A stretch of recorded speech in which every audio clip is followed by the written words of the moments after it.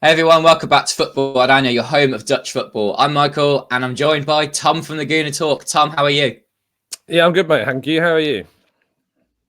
Yeah, right, good. Looking forward to another big Dutch football Champions League night, to be honest. It's been great to see Dutch teams doing really well in Europe this season. Tom, would you just like to introduce yourself and give us a bit of a plug for the kind of things you do?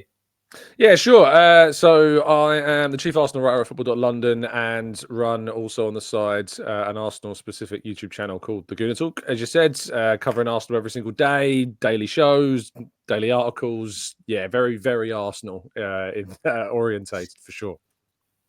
Love it. Okay, well, we've got another meeting between a Dutch team and an English team. And being an English-speaking podcast, we think it's a good time to do a match preview of this big tie, this Champions League last 16 tie, where PSV are coming into this having beaten Juventus in the knockout round and were looked absolutely incredible in Eindhoven as they won 3-1. And looked like that night they could beat pretty much anyone in the competition if they can play like that. But it's been so inconsistent. One clean sheet out of 13 in 2025 so far. The form has taken an absolute nosedive since Christmas. PSV were looked imperious before Christmas, winning a lot of games domestically. Champions League a bit up and down, but some really good performances in there as well. And then, after Christmas, they go and beat Juventus and look incredible. But mixing within that, they've drawn league games where they really shouldn't have done. They've been knocked out the cup against Go Ahead Eagles midweek, and I think it was one of their worst performances I've seen from them this season. We're recording this just before they play Go Ahead Eagles in the league, and I don't know how that one will go, but I don't expect they'll sweep the floor with Go Ahead, and it's turning into a tough season for them. And this is like if they have a great performance against Arsenal, fans will be wondering why they're not seeing it in the league at the moment. And then if they lose against Arsenal and it's taking another sort of below the season, what left is there to play for? There's a league, and then they're now behind Ajax with that. So, yeah. How are things at Arsenal, Tom? I don't think it's all rosy there either, but you're in a strong position within the league, I guess, but fans don't seem happy.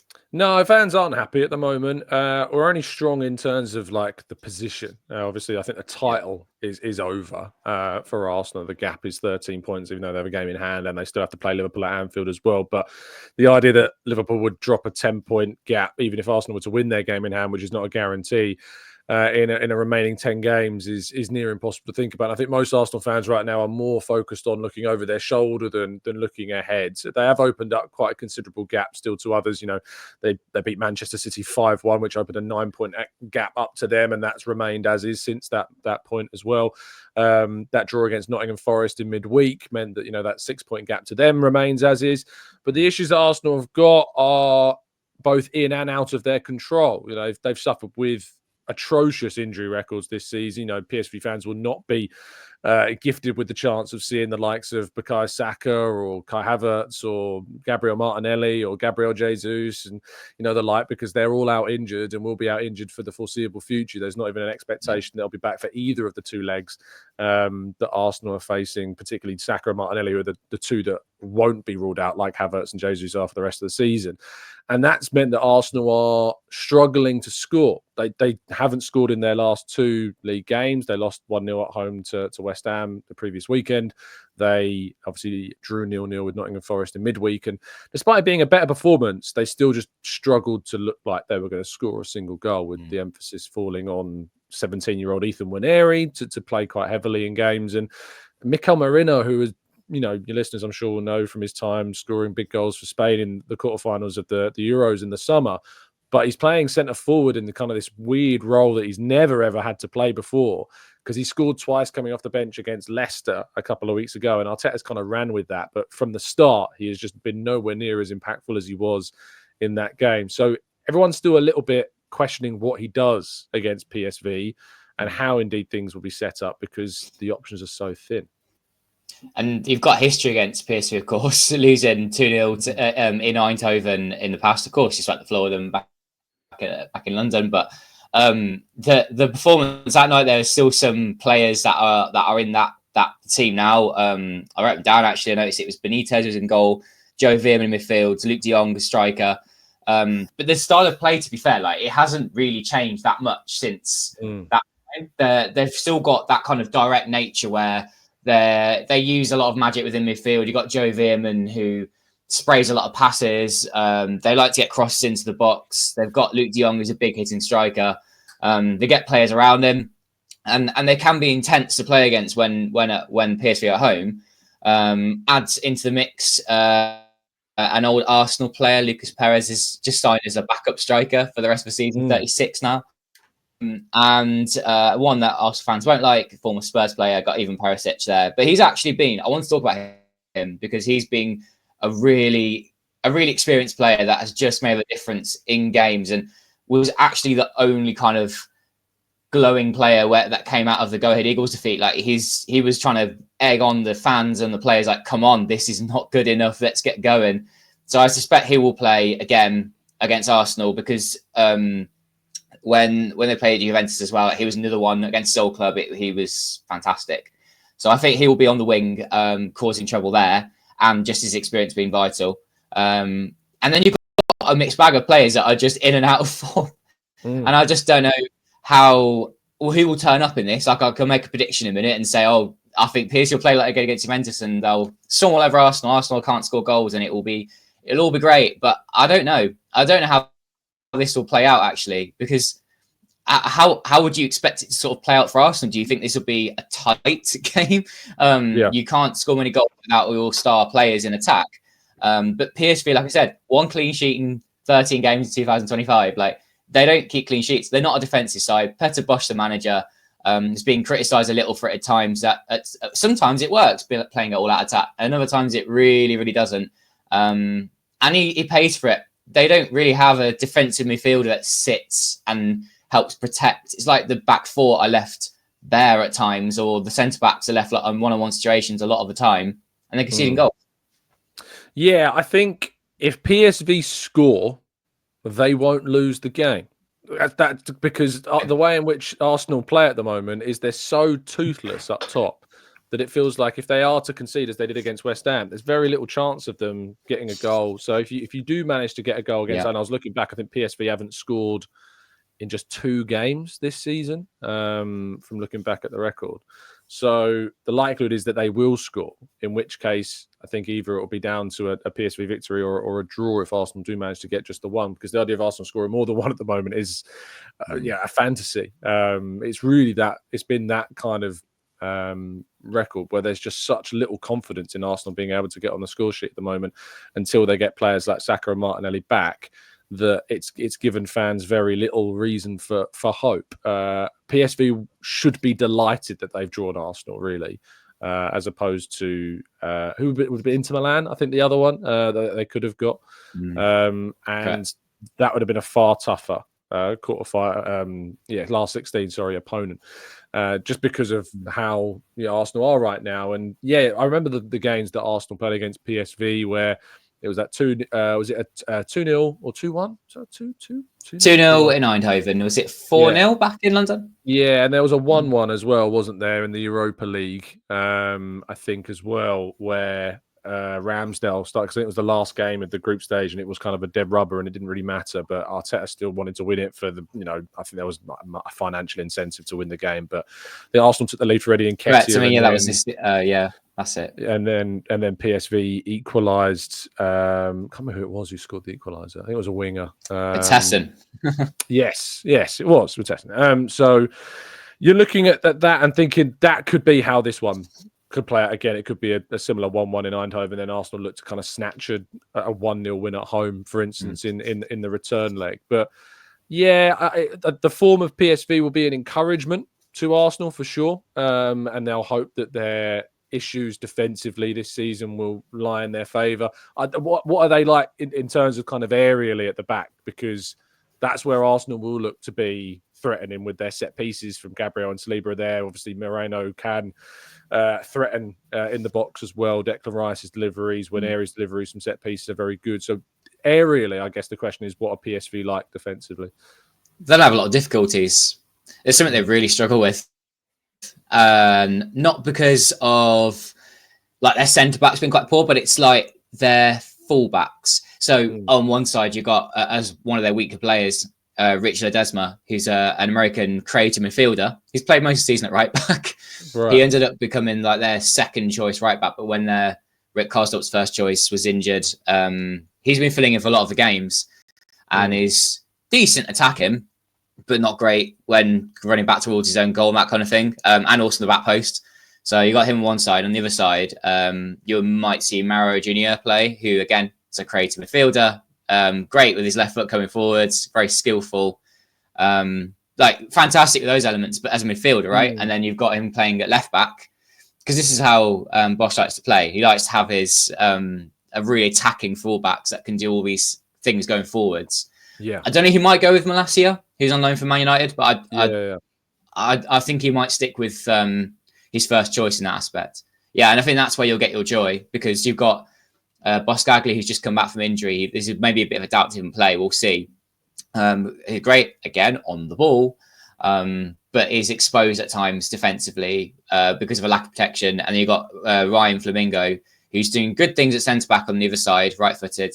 But yeah, I mean, they're not dominant in the air, those two. But when you've got players around you that aren't great at it, that's how I think Arsenal are going to do it. Yeah, I think that Arsenal will be looking to hit in that particular area when Ayew and Declan Rice with the corners on each side.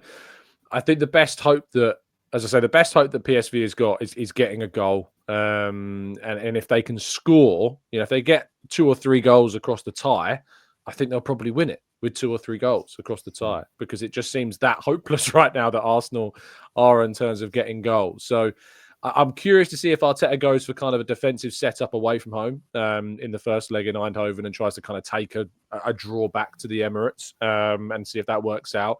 Because if Arsenal are to get through, or PSV, of course, we know that there's a Madrid tie waiting in the quarterfinals.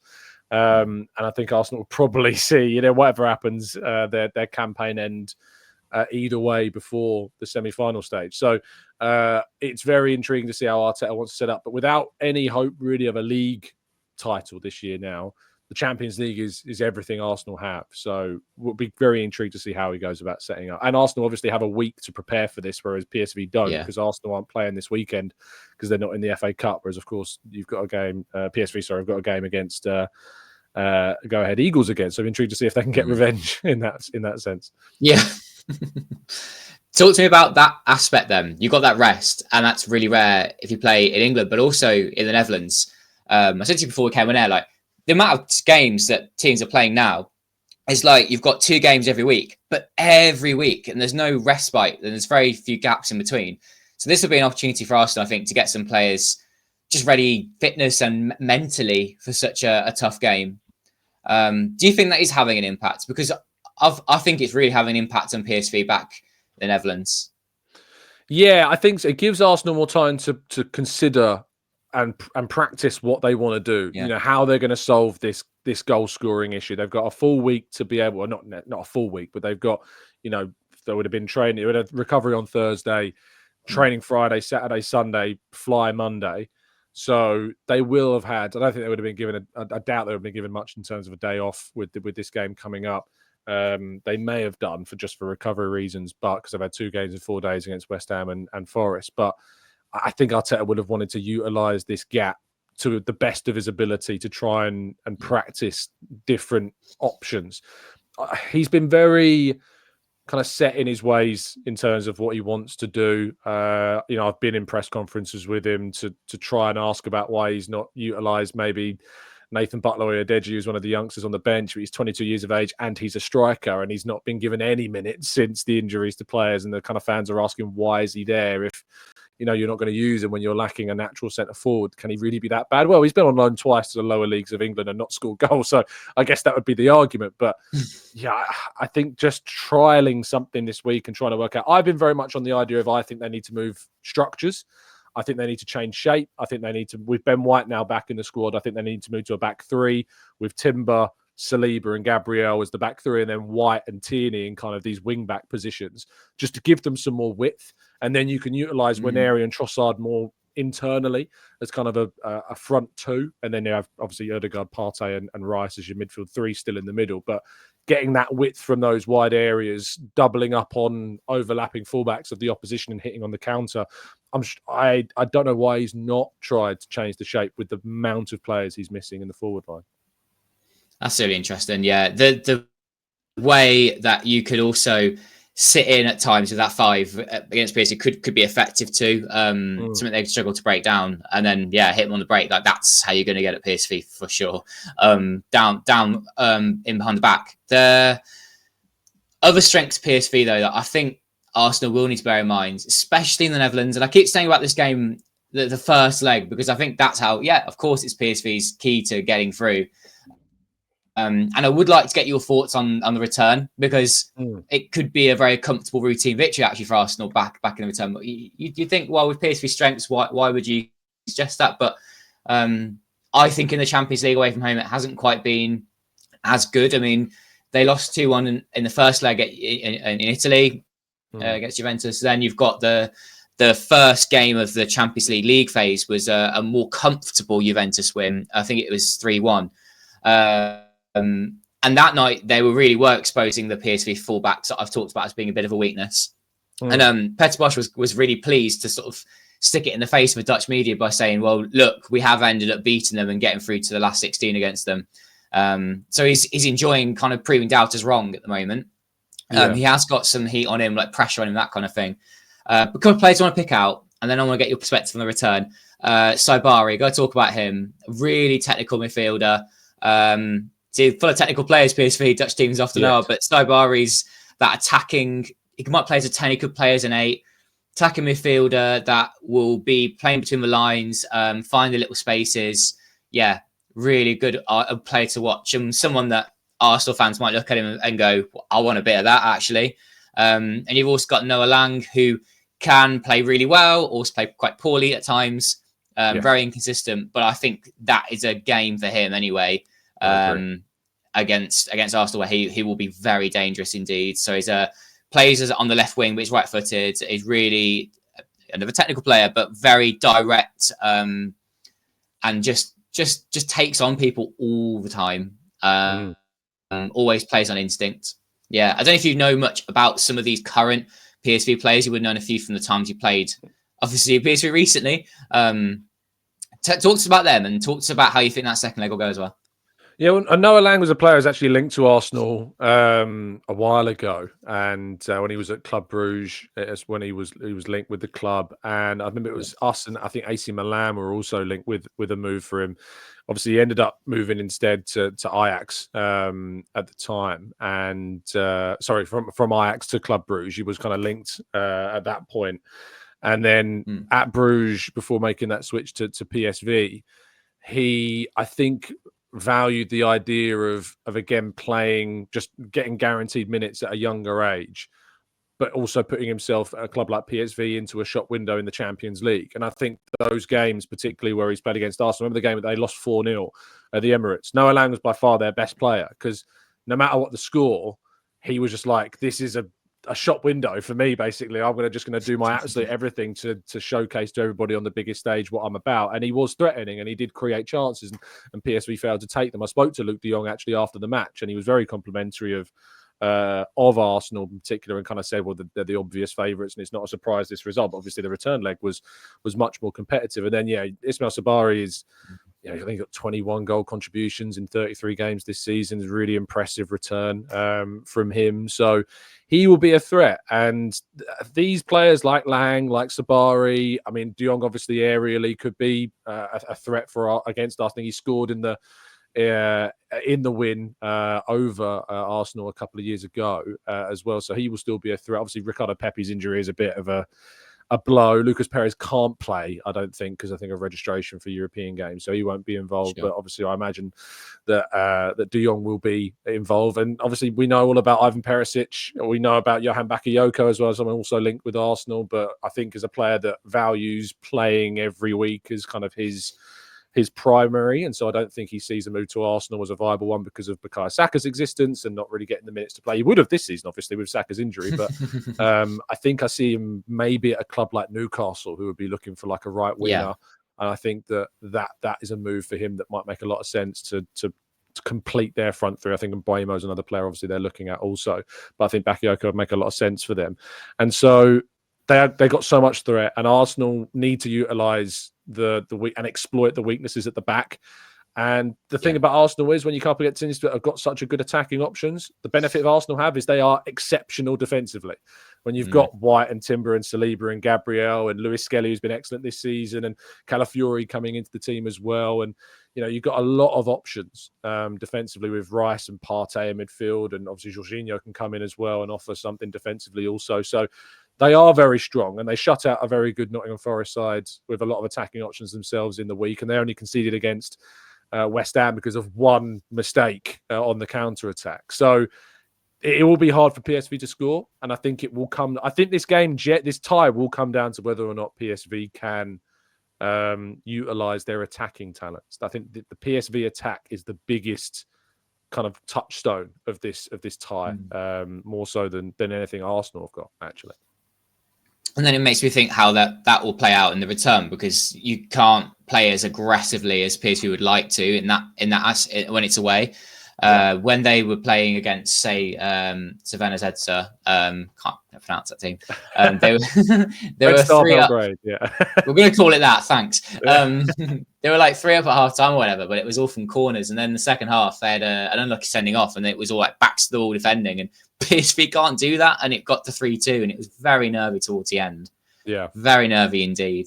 So if it ever gets to that within this tie, like they're protecting something at the end of the second leg, like I can't see them doing it. They can't keep goals out.